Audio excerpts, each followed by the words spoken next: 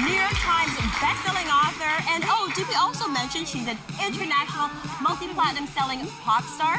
Please welcome the one and only Demi Lovato.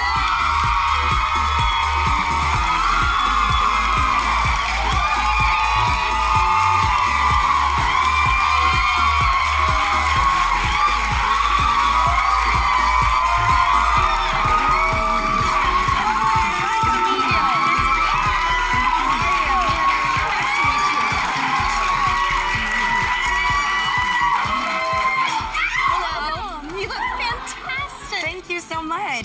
I'm glad I got the memo of the color. Amazing. When you walked out, I thought that. I thought, oh, perfect. Our audience coordinator was inundated with requests to come to the social today because, like, there are so many people who want to see you. They're out here in the audience. Thank you. We're so glad to have you here, and I'm really having some hair envy right now because I've always wanted to do this. Although I'm 40, I'm not young and That's why cute I did it like now. you. That's why I did it now, because I'm like, I don't want to have to grow this out when I'm older. And like, I've been like really, really obnoxious with all of my hair colors. No. But it's like, I know that if I do it now, I won't look back and be like, oh, I wish I would have done that. Oh, no, I wish we could have done it. It just wasn't, when we were younger, it wasn't the thing. And I'm so jealous. I would love to have blue hair. Who says it needs to be the thing? Well, that's true. That's a very good point. We were talking about that yesterday. How to have confidence with your look, and you're great about that. Thank you. You look amazing. You're great on crime shows. So, Demi, your album, Demi, is it's your 4th studio album. It has gone certified gold in Canada. You said that this album was very therapeutic. So, how is the album different from your previous records? Well, as time goes on, as a person, you grow and you experience new things. And you know, when you write music and you move on to another album, you start to write about the things that you experienced within the amount of time, or even things that you just didn't talk about on the previous album. So there's definitely topics that I haven't spoken about that I've written about on this album, and also just it's just growth as an artist and just trying to define what my sound is. And is that how you sort of prepare yourself for the next album? When you're writing the one before, do you say, oh gosh, I wish that I had taken a moment to address this feeling or to talk with my audience about this? Is that what led you to the Neon Lights tour? Yeah, really? definitely. I think that when I was making my last album, and every album, really, I have things that I wanted to talk about in the past that I never spoke about. And so I always thought, okay, going into my next album, I'm definitely going to put this song on the album. Definitely going to put this. But then when you write and record 20 songs, and then you have to sum it down to 12. It's really, really difficult. So sometimes it doesn't always turn out the way that you expect. Well, that's what I was going to ask. Does it feel cathartic, or are you like, oh, gosh? Well, sometimes, you know, of course, I'm like, darn it, I wish I would have released this song.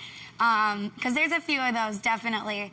But then I'm really, really glad that I got to release the other songs that are on the album. So that's a plus. You're in town because of your Neon Lights tour. It's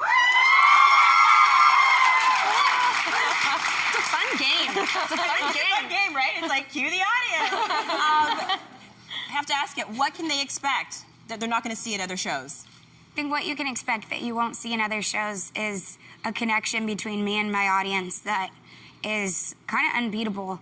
I have a really, really tight bond with my fans, and when I see them at my shows and I meet them backstage and they tell me I've been through some of the same things that you've been through, whether it's mental illness or if it's being bullied or having an eating disorder, or any of the things that, you know, I've struggled with in the past, they can relate, and I can give them an example of, okay, this is what I did. I'm in no place to give advice because I still deal with it. You know, it's not fixed. You don't go into a car shop and you're fixed, but this is how I got through it. And like, my message is to inspire other people, and not only the young people in the audience, but the parents that are there, saying, and I've even said it several times, like, this isn't just for the teenagers. Like, parents, if you're out there, get your kids help.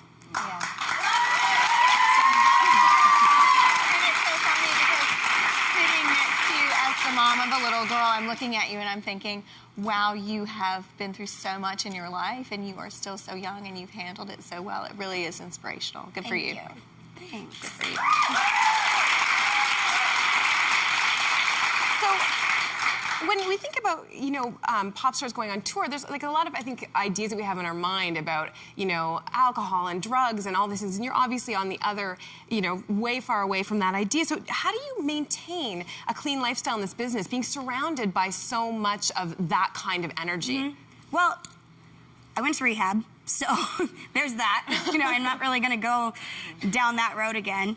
Been there, done that, bought the T-shirt. Like, it's just, I'm over it. Do you make sure, though, is that message, or people, do you try to make sure that the people who surround you have a certain kind of lifestyle as well that's in keeping with yours? Yeah, absolutely. I mean, because I have nothing in common with people that are doing the opposite of what I stand for. Mm-hmm. So I often will, even on my tours, I drug test people and make sure that everyone's clean on the tour, just because I just want everyone to be putting on their best performance. But for me, it's something that I'm really fortunate to be able to do, because I am the boss on the tour, and say, I expect everyone on this tour to put on the greatest show possible.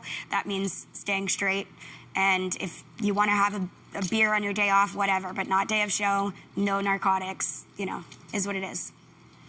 And then speaking of the tour, your ex-boyfriend's brother, Nick Jonas, is the creative director of the tour. So how much input does he have on the show? Yeah, Nick actually really, really helped this whole tour come together the way that it did. I think 90% of what it was, what the tour is because of him. He has this incredible sense of music and creativity where when you put it all together, you're able to, it's kind of like, I gave him ideas and I told him what I wanted, and he was like, okay, here's my ideas too. And I was like, well, why don't you just do the tour? And he's like, okay, let's do it. And then we had so much fun. And what you see on stage is a representation of how great of a creative director he can be. And yet you've known each other through childhood. Yeah. Now you're colleagues working together. How has your dynamic changed? Can you still tease each other? Do you still, for sure. I call him out on stuff all the time, and he'll call me out on stuff. But it's really, I've known the Jonas Brothers since I was 14. So, through the whole Camp Rock stuff, and then after we've all gone our separate routes, we're not the same 14-year-olds that we used to be, and I guess 2 of them are older, but no, it's great to see Kevin with a kid and a beautiful, beautiful baby, and Joe with Blonda, and Nick with his new girlfriend. So I'm really happy for all of them. So it really is your community. These are your childhood friends, and you've just expanded your relationship. Yeah, but I also made new friends too that are out in California that I met through things that support the environment that I want to live in. Mm-hmm. Oh, that's nice. And I love the fact that, I have a 9-year-old daughter who's a huge fan, and like you said, you also speak to the parents and open up the dialogue. And as a Renaissance woman, you're also a best-selling author, and you published a book, Staying Strong 365 Days a Year. Why was it important for you to release a book like this? Well, because I think, one, I used to tweet in the middle of the night that were like, my fans would, she knows what I'm talking about. I would just I would have these, they called them my Buddha tweets. And it was just thoughts that came to my mind really late at night.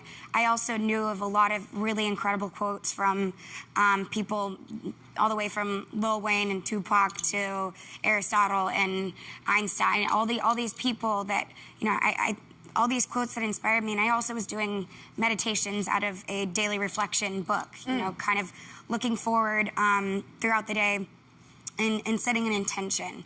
And so people ask me how I do it. And so I said, you know what, I'm just going to put out a book. And if it helps people, that's my main goal. Thank you so much for gracing the social today. Thank you, Demi.